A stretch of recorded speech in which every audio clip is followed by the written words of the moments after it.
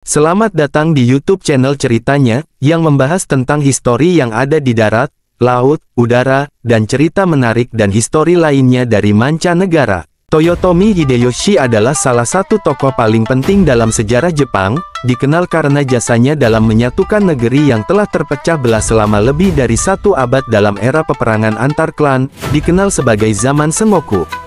Lahir pada tahun 1537 dari keluarga petani miskin di desa Nakamura, Provinsi Owari atau sebelah barat Prefektur Aichi, Hideyoshi tidak memiliki latar belakang bangsawan atau samurai. Namun, dengan kecerdasan, ambisi, dan bakat militernya, ia berhasil meniti karir dari bawah sebagai pelayan dan prajurit kecil hingga akhirnya menjadi pemimpin tertinggi militer dan politik di Jepang. Karir Hideyoshi melejit saat ia bergabung dengan pasukan Oda Nobunaga, seorang daimyo kuat yang memulai proses penyatuan Jepang. Hideyoshi Toyotomi menjadi jenderal andalan Nobunaga Oda, dikenal karena keberhasilan dalam negosiasi dan pengepungan kota-kota musuh.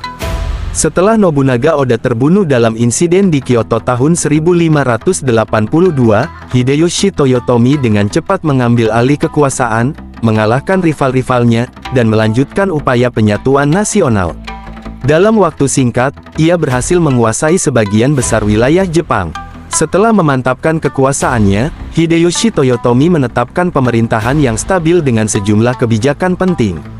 Ia menerapkan reformasi sosial dan militer, termasuk larangan kepemilikan senjata bagi petani atau kebijakan Shothun, pembagian kelas sosial yang kaku, serta pendataan tanah dan pajak.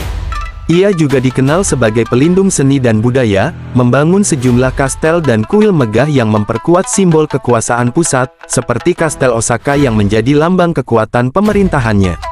Dalam usahanya memperluas pengaruh Jepang, Hideyoshi Toyotomi memulai invasi ke Korea pada tahun 1592 dan 1597. Namun, ekspedisi ini berujung pada kegagalan besar akibat perlawanan gigih dari pasukan Korea dan bantuan dari Cina. Meski demikian, tindakan ini menunjukkan ambisinya tidak hanya menyatukan Jepang, tetapi juga menjadikannya kekuatan regional yang disegani. Sayangnya, menjelang akhir hidupnya, Hideyoshi Toyotomi gagal memastikan suksesi kekuasaan yang stabil untuk putranya, Toyotomi Hideyori. Toyotomi Hideyoshi meninggal pada tahun 1598, tetapi warisannya tetap abadi dalam sejarah Jepang.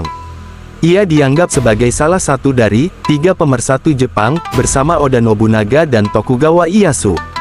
Meskipun berasal dari latar belakang sederhana, perjuangan dan strategi briliannya berhasil mengakhiri konflik panjang antar klan dan membawa stabilitas bagi bangsa Jepang. Perjalanan hidupnya menjadi simbol dari tekad, keberanian, dan kebijaksanaan dalam memperjuangkan persatuan dan kemajuan negaranya. Jangan lupa subscribe, like, dan komen, dan juga terima kasih telah support channel Ceritanya untuk terus membuat konten menarik dan histori lainnya.